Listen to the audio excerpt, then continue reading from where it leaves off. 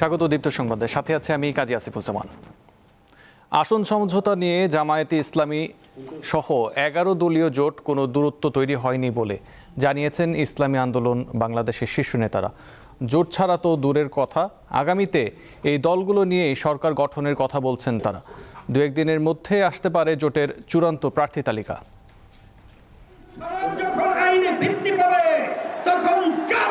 গণঅভ্যুত্থান পরবর্তী সময়ে দেশে ইসলামী শাসন প্রতিষ্ঠার লক্ষ্যে এক হয় বাংলাদেশ জামায়াতে ইসলামী ও ইসলামী আন্দোলন বাংলাদেশ সহ কয়েকটি ইসলামী রাজনৈতিক দল। গণভোট ও নির্বাচন সহ কয়েকটি দাবিতে এক হয়ে নানা কর্মসূচি পালন করছে দলগুলো, যার মূল উদ্দেশ্য প্রতিটি আসনে একক প্রার্থী দেওয়ার ওয়ান বক্স নীতি। ত্রয়োদশ জাতীয় সংসদ নির্বাচনকে সামনে রেখে আসন সমঝোতার ভিত্তিতে গঠিত জোটে প্রথমে ছিল 8টি দল। সর্বশেষ এতে যোগ দেয় Jatiya Nagarik party NCP, liberal democratic party LDP ও এবি পার্টি। সম্প্রতি জামায়াতে ইসলামী ও ইসলামী আন্দোলন বাংলাদেশের মধ্যে বিভেদ দেখা গেছে। তবে জোট সংশ্লিষ্ট ইসলামী আন্দোলনের নেতারা বলছেন, জোটে কোনো দূরত্ব নেই, বরং এই দলগুলোকে নিয়ে সরকার গঠন করতে চান তারা। নির্বাচনী সমঝোতা ওয়ান বক্স ফর ইলেকশন, আমরা এই নীতিতে অটল আছি। হয়তো আমাদের মাঝখানে একটু ওই এনসিপি বা অন্যান্য দল আসার কারণে তাদেরকে সিট দেওয়া লাগছে, এই জন্য জিনিসটা একটু আমাদের ভিতরে একটু দূরত্ব বা বিভিন্ন ধরনের ফাটলের সৃষ্টি দেখা গেছে। আসলে কিন্তু কোনো ফাটল হয় নাই। আশা করি 2-3 দিনের ভিতরে আপনারা জানতে পারবেন আমাদের সমঝোতা একেবারে দ্বার প্রান্তে ইনশাল্লাহ।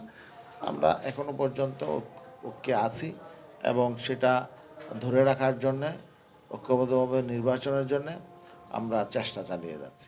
তারা অভিযোগ করেন, সরকার ও প্রশাসনের একটি পক্ষ যেভাবে একটি দলের প্রতি ঝুঁকে পড়েছে, তাতে আগামী নির্বাচন নিয়ে শঙ্কা রয়েছে। তফসিলের পরে কোনো দলীয় প্রধানকে বেশি প্রটোকল দেওয়া হয়। নূর আলম, দীপ্ত সংবাদ, ঢাকা। আমাদের গত 1.5 দশকে হওয়া গুমের প্রায় 25% সঙ্গে জড়িত র্যাব, আর 23% হয়েছে পুলিশের মাধ্যমে। সোমবার ব্রিফিংয়ে এই তথ্য জানায় গুম সংক্রান্ত কমিশন অফ ইনকোয়ারি। চূড়ান্ত প্রতিবেদনে উঠে এসেছে রাষ্ট্রীয় বিভিন্ন বাহিনীর প্রাতিষ্ঠানিকভাবে গুমে জড়িত থাকার অভিযোগ। গোপন বন্দিশালা, ডাম্পিং প্লেস এবং শত শত নিখোঁজ মানুষের করুণ ঘটনা। 2009 সাল থেকে 2024 সাল, এই 1.5 দশকে সংঘটিত বলপূর্বক গুমের ঘটনা অনুসন্ধানে গঠিত কমিশন অব ইনকোয়ারি তাদের চূড়ান্ত প্রতিবেদন দিয়েছে রবিবার। সোমবার রাজধানীর গুলশানে কমিশনের কার্যালয়ে সংবাদ সম্মেলনে অনুসন্ধানের সার্বিক চিত্র তুলে ধরেন কমিশন সভাপতি। ব্রিফিংয়ে গুমের ঘটনায় আইন শৃঙ্খলা বাহিনীর জড়িত থাকার তথ্য তুলে ধরে বলা হয়, প্রায় 25% গুমের অভিযোগে র্যাব জড়িত, এরপর পুলিশ 23%। এছাড়া ডিবি, সিটিটিসি, ডিজিএফআই ও এনএসআই ব্যাপক হারে গুম করেছে। বহু ক্ষেত্রে সাদা পোশাকধারী বা প্রশাসনের লোক পরিচয়ে অপহরণ করা হয়েছে। অভিযোগগুলোর ধরন থেকে ইহা স্পষ্ট যে গুম একটি প্রাতিষ্ঠানিক ও পদ্ধতিগত চর্চা হিসাবে র্যাব, পুলিশ ও গোয়েন্দা সংস্থাগুলোর দ্বারা একক ও যৌথ অভিযানে সংগঠিত হয়েছে। কমিশনের কাছে সক্রিয় বিবেচনায় থাকা 1569টি অভিযোগের উপর ভিত্তি করে 222 জন সন্দেহভাজন ও সংশ্লিষ্ট ব্যক্তিকে জিজ্ঞাসাবাদ করা হয়। সাক্ষাৎকার নেওয়া হয় 765 জন ভুক্তভোগী ও তাদের পরিবারের সদস্যদের। 251 জন এখনও নিখোঁজ, আর 36 জনের ক্ষেত্রে গুমের পর লাশ উদ্ধার হয়েছে। মুন্সিগঞ্জে একটি বেওয়ারিশ লাশ দাফনের কবরস্থান পাওয়া গেছে, যেখানে গুমের শিকার ব্যক্তিদের দাফন করা হয়েছে বলে প্রতীয়মান হয়। এছাড়াও বরিশালের বলেশ্বর নদীতে এবং বরগুনার পাথরঘাটায় ডাম্পিং প্লেসের সন্ধান পাওয়া গেছে। গুমের পুনরাবৃত্তি ঠেকাতে র্যাব বিলুপ্ত সন্ত্রাস বিরোধী আইনের সংস্কার, সব বাহিনীকে কঠোর জবাবদিহিতার আওতায় আনা এবং আয়নাঘরগুলোকে স্মৃতি ও জবাবদিহিতার প্রতীক হিসেবে জাদুঘরে রূপান্তরের সুপারিশ করেছে কমিশন। আয়নাঘরগুলোকে জাদুঘরে রূপান্তরের সুপারিশ অন্তর্ভুক্ত রয়েছে। জহিরুল মোহসান, দীপ্ত সংবাদ, ঢাকা। তৈরি পোশাক খাতের একক সবচেয়ে বড় বাজার যুক্তরাষ্ট্রে রপ্তানি কমেছে শতকরা 2.88%। বিশ্লেষকরা বলছেন, মার্কিন বাজারে চাহিদা কমে যাওয়া এবং পাল্টা শুল্ক আরোপের ফলে বিশ্ববাজারে প্রতিযোগিতার ধরনের বড় পরিবর্তন এসেছে। পাল্টা শুল্ক কমলেও প্রতিবেশী দেশগুলোর তুলনায় রপ্তানিতে সুবিধা আদায় করতে পারেনি বাংলাদেশ। পোশাক খাত নিয়ে 3 পর্বের ধারাবাহিকের দেখুন দ্বিতীয় পর্ব। প্রতি বছর প্রায় $8 বিলিয়ন পোশাক যুক্তরাষ্ট্রের বাজারে রপ্তানি হয়। একক বাজার হিসেবে এটি বাংলাদেশের সবচেয়ে বড় বাজার। যুক্তরাষ্ট্রে বাংলাদেশের পোশাক রপ্তানিতে বর্তমানে গড়ে 36.5% থেকে 35% শুল্ক কার্যকর রয়েছে, যা আগে ছিল প্রায় 16.5%। জুলাই থেকে নতুন ট্যারিফ কার্যকর হওয়ার পর যুক্তরাষ্ট্রের বাজারে রপ্তানির নেতিবাচক চিত্র ফুটে উঠেছে। রপ্তানি উন্নয়ন ব্যুরো ইপিবির তথ্য অনুযায়ী চলতি অর্থ বছরের আগস্ট থেকে অক্টোবর পর্যন্ত মার্কিন বাজারে তৈরি পোশাক রপ্তানি হয়েছে $1.79 বিলিয়ন, যা আগের অর্থ বছরের একই সময়ের তুলনায় $53 মিলিয়ন বা 2.88% কম। শিল্প মালিকরা বলছেন, যুক্তরাষ্ট্রের মূল্যস্ফীতি এবং উচ্চ সুদের হারের কারণে ক্রেতাদের ব্যয় করার ক্ষমতা কমেছে, যার সরাসরি প্রভাব পড়েছে দেশের পোশাক খাতে। ইউএসএ এখনও আমরা একটু নেগেটিভে আছি এবং আমরা আমাদের যেভাবে আমাদের লক্ষ্যমাত্রা অর্জন করার যে একটা থাকে, প্রবৃদ্ধি অর্জন করতে হবে, তাহলে আমি লক্ষ্যমাত্রা অর্জন করতে পারবো, সেটা হচ্ছে না। সেটা থেকে আমরা পিছিয়ে আছি। একটা জায়গায় যেতে থেমে গেছে, যেটা হলো আশাবাঞ্জক ছিল প্রবৃদ্ধি হবে, কিন্তু যেহেতু কনজিউমারের রিয়াকশন, তাদের বাইং ক্যাপাসিটি একটা জায়গায় যে হোঁচট খেয়েছে, সুতরাং আপাতত প্রবৃদ্ধি হচ্ছে না। ইন ফিউচার আমরা এক্সপেক্ট করতেই পারি। রপ্তানি আয় বাড়াতে বাজার বহুমুখীকরণ, উচ্চ মূল্যের ফ্যাশনেবল পোশাক তৈরি এবং ডেলিভারির সময় কমিয়ে আনার উপর জোর দিচ্ছেন বিশ্লেষকেরা। সেই বাজারের ঢুকতে হলে কিন্তু আমাদের প্রস্তুতিটা দরকার আছে। তো সেইগুলোর সুবিধা নিতে হলে অন্যের বাজার হারানোর সুবিধাটা যদি আমরা নিতে চাই, তাহলে আমাদেরকে প্রস্তুতিটা নিতে হবে, আমাদের আরও বিনিয়োগ করতে হবে, আরও আমাদের দক্ষ শ্রম শক্তি লাগবে এবং উৎপাদনশীলতা বাড়াতে হবে। রপ্তানিকারকদের আশা, প্রতিকূল পরিস্থিতির মধ্যেও 2026 সালের প্রথম প্রান্তিকে বাজার স্থিতিশীল হয়ে উঠতে পারে। শাহরিয়ার ইমন, দীপ্ত সংবাদ, ঢাকা। রাজধানী সহ সারা দেশে জেঁকে বসেছে তীব্র শীত। ঘন কুয়াশা ও হিমেল হাওয়ায় বিপর্যস্ত হয়ে পড়েছে স্বাভাবিক জনজীবন। রাজশাহীতে একদিনের ব্যবধানে তাপমাত্রা কমেছে 3 ডিগ্রি সেলসিয়াস।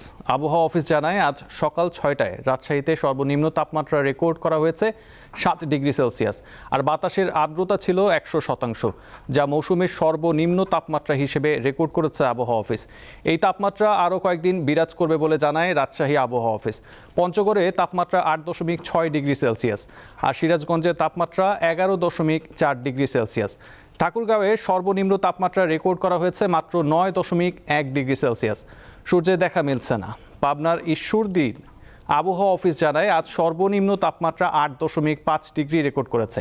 সকাল 9টায় নওগাঁর সর্বনিম্ন তাপমাত্রা পরিমাপ করা হয়েছে 11 ডিগ্রি সেলসিয়াস। পটুয়াখালীতে সকাল 9টায় জেলার কলাপাড়ায় সর্বনিম্ন 12.6 ডিগ্রি সেলসিয়াস তাপমাত্রা রেকর্ড করা হয়।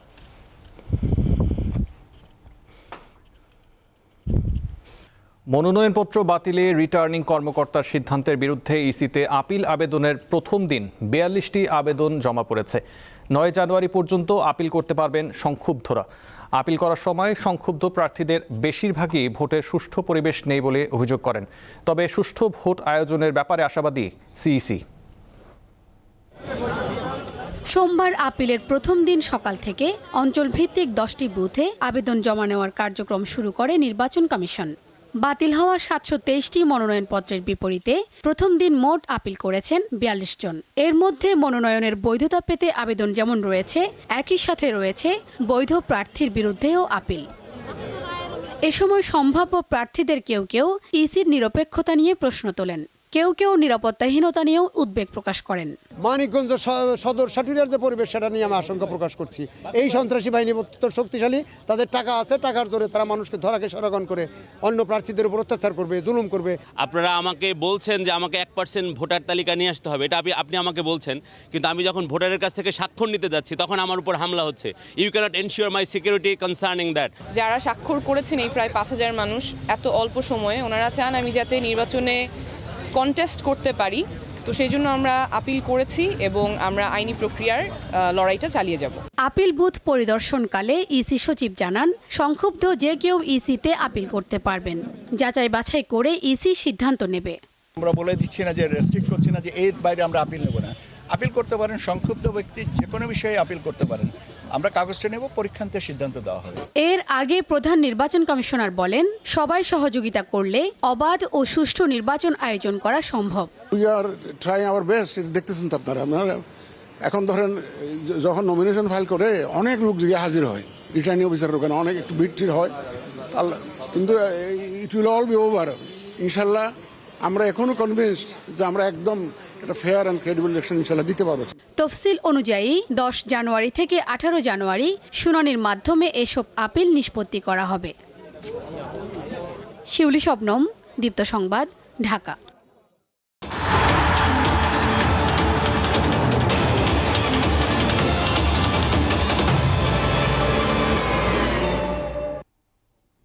টুর্নামেন্টের চেয়ে ক্রিকেটারদের নিরাপত্তাকে অগ্রাধিকার দেয়ায় বিসিবিকে ধন্যবাদ জানিয়েছেন সাবেক ক্রিকেটাররা। টি-20 বিশ্বকাপে বাংলাদেশের ম্যাচগুলো শ্রীলঙ্কায় সরিয়ে নেওয়া এবং নিরাপত্তা নিশ্চিত না হলে প্রতিযোগিতায় অংশ না নেয়ার সিদ্ধান্তকে সাধুবাদ জানিয়েছেন তারা। আগামী 7 ফেব্রুয়ারি শুরু হবে টি-20 বিশ্বকাপের আসর। ভারত ও শ্রীলঙ্কায় অনুষ্ঠিত 20 দলের এই টুর্নামেন্ট শুরুর আগেই উত্তাল হয়ে উঠেছে আন্তর্জাতিক ক্রীড়াঙ্গন। উগ্রপন্থীদের হুমকির মুখে আইপিএল এর ফ্র্যাঞ্চাইজি দল কেকেআর থেকে মোস্তাফিজুর রহমানকে বাদ দেওয়ার পর থেকেই বিশ্বকাপে বাংলাদেশের ক্রিকেটারদের নিরাপত্তার বিষয়টি প্রাধান্য পাচ্ছে। ভারতে যেখানে একজন ক্রিকেটারকে নিরাপত্তা দিতে পারছে না, সেখানে পুরো দল কিভাবে নিরাপদ থাকবে সে প্রশ্ন উঠেছে। মূলত এ কারণে আইসিসিকে ভেন্যু পরিবর্তনের অনুরোধ জানিয়ে চিঠি দিয়েছে বিসিবি, নয়তো বিশ্ব আসরে খেলতে না যাওয়ার কথা আইসিসিকে জানিয়েছে ক্রিকেট বোর্ড। ওয়ার্ল্ড কাপ যদিও বড় টুর্নামেন্ট, তারপরেও আপনার আগে তো বাঁচতে হবে। তো ওই যদি আমরা পুরো মানে সিকিউরিটি ক্লিয়ারেন্সটা না পাই, তাহলে কোনো দেশে যে খেলা উচিত না। খেললাম না একটা ওয়ার্ল্ড কাপ, কী হবে এমন? যদি পুরোপুরি নিরাপত্তা আমরা না পাই, আমাদের দল তো ওখানে গিয়ে খেলতে পারবে। তো সুতরাং নিরাপত্তা তো সবার আগে দেখতে হবে। তো সেইভাবে নিরাপত্তা যদি ঠিক থাকে তখন চিন্তা করা হবে। তো সিদ্ধান্তটা এখন নিয়েছে, এটা খুব ভালো সিদ্ধান্ত। সরকারের কঠোর অবস্থান এবং বিসিবির সিদ্ধান্তকে সাধুবাদ জানিয়েছেন ক্রীড়াপ্রেমীরা। তাদের মতে কোনো আবেগের সিদ্ধান্ত নয়, ভবিষ্যৎ পর্যালোচনা করে সময় উপযোগী সিদ্ধান্ত নিতে হবে বিসিবিকে।